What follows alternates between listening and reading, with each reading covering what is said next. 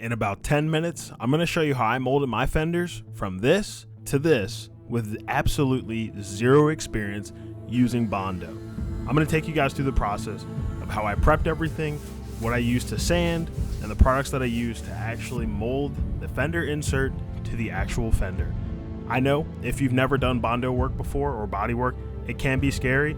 It was definitely scary for me, but I'm going to show you guys what I did that made it easier for myself. I'm hoping that this is something that's inspiring to you and helpful, because I want you to be able to go out and do this on your own so that you don't have to pay someone else to do it, and it's super rewarding to see it on your own car. As you can see, they look really good for face value, but they do have a few things that need to be worked on. And so that's all the things we're going to be working on. We're also going to be working on getting them on the car. We're going to work on cleaning up all this. This one's not as bad as this one. You can see I already started to mess around. I guess the previous owner had some spots that they weren't happy with. I don't really know. We're going to get all this off of here, clean it up, get them on the car. So as you can see, we have the fenders here. They're clean, but what I'm going to do is I'm going to take the time to sand it down, clean it up, clean up all the area here, make sure that it fits well. 3M panel bond and 3M Bondo with fiberglass.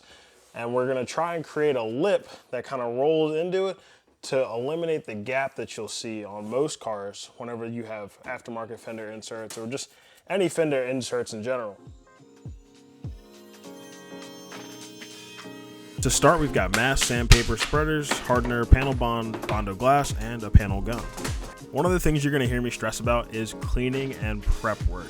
The cleaner the area and the better the prep work, the better the end result's going to be for yourself. So I always start out by anything before I put panel bond or Bondo on anything is sanding it to make sure that it's got a scuffed up area. Then what I went ahead and did is went ahead with some brake cleaner or acetone, whatever you have available. I had brake cleaner, cleaning it down before you apply any product to it, because that's definitely going to cause an issue for yourself. The next thing that I'm doing is I'm cleaning off the backside of the fender insert to ensure that there's no dirt, debris that's going to cause any issues with adhesion between the panel bond and the fender insert. I want to make sure that I have a clean surface to stick to. Measure twice, cut once, people, because once you stick this on there with this 3M panel bond, it's going to be stuck there basically forever. So make sure you test fit before you stick anything onto your car. Okay, this is where things get surgical. I'm busting out my panel bond gun, but what I'm doing is I've already cleaned everything off, and now I'm taking the time to take the panel gun and the panel bond, and I'm putting it all on the fender where I'm gonna have good contact points for the fender insert, and then I also laid it on the backside of the fender insert itself, and then I'm gonna sit here and I'm gonna reattach it, or attach it now for the final time to the fender, and I will also use painter's tape to hold it there so that I can ensure that it doesn't move. After securing it in place, I'm then going back around with the panel bond to make sure that the fender and the gap and everything is sealed properly. Please don't spend $150 like a bunch of other people that you see in these videos. I got this one for $50 on Amazon. It'll be linked down below.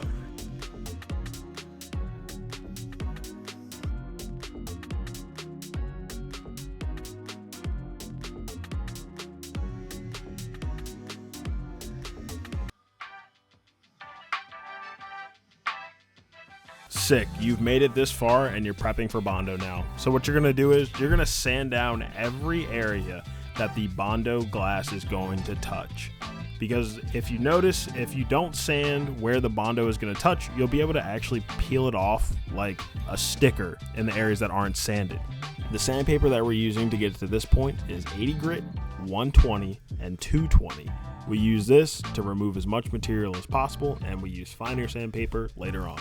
So you want to make sure that you sand everything properly. You can even use a crosshatch pattern, meaning where you sand in an X form. So you go one way diagonal, then you go the other way, which will help you cut down on high spots in your material, whether that may be in the Bondo or just on your fender or wherever you're sanding, like you see I'm doing here. After you've gone through and you've sanded everything and ensured that you have a clean surface, go ahead, take a minute, get some brake clean acetone, wipe it down, make sure everything looks really, really good.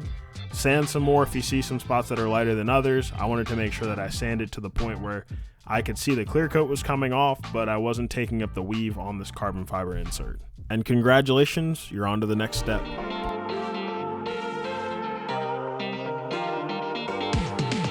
Okay, so again, we're gonna start off by cleaning the area with brake clean to make sure that everything is as clean as it can possibly be.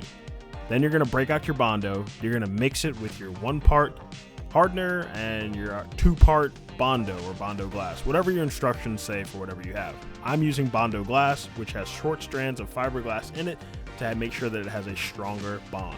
The thing about using Bondo or spreading Bondo is it's really thick. Don't be discouraged about it. Don't worry about it. It's going to be okay. It's going to look really nasty after you apply it, but then once you sand it is where it gets better. Think of using Bondo as Play-Doh and not something like hard. It's flexible. You can mold it how you want. And as you can see here, it looks nasty. It's rough. The Bondo is just as rough as my elbows when I don't use lotion. So what we're gonna do is we're gonna bust out the orbital sander and we're gonna get to work. Because can you hand sand this? Absolutely you can. But since it's Bondo glass and it has the strands of fiberglass in it, it makes it a lot easier if you just take the time to actually use the orbital sander. It'll cut down on a lot of this faster than you could with your hands, and you can still use it to shape stuff as well. Okay, you sanded down all your Bondo and it's smoother than your boy trying to rizz up a chick at the bar.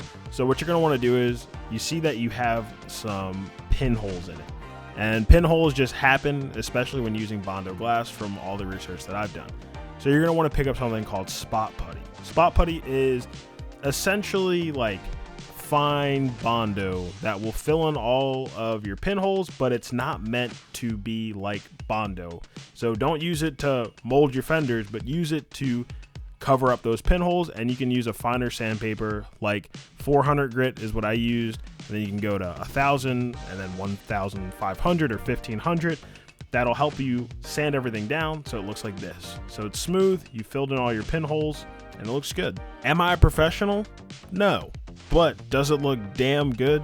Absolutely. And that's what I was really shooting for with this, and I'm hoping that if you follow these steps, it was something that can help you out too. If you know more about it, please put it in the comments so we can help other people out with this.